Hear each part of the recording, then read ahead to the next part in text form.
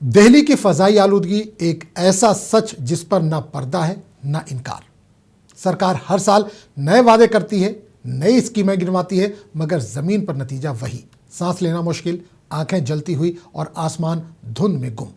नया साल आया, मौसम सर्द हुआ, बादल छाए और हल्की बारिश ने दिल्ली का दरवाजा खटखटाया और बस चंद बूंदें गिरी तो लोगों को शायद लगा कुदरत ने वो काम कर दिखाए जो हुकूमतें नहीं कर सकी।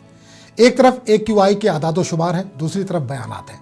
हम संजीदा हैं, हम काम कर रहे हैं, सब कंट्रोल में है। सवाल सादा है, अगर सब कंट्रोल में है तो फिर हर साल यही हाल क्यों? अगर मंसूबे कामयाब हैं तो सांस मास्क के सहारे क्यों?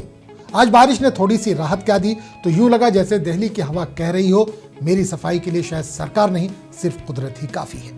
ये वीडियो तंज है उन दावों पर जो फाइलों में तो साफ है मगर फजा में कहीं नजर नहीं आते।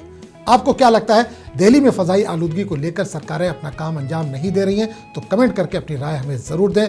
वीडियो अच्छा लगा हो तो इसे लाइक करें, शेयर करें और चैनल को सब्सक्राइब करना ना भूलें।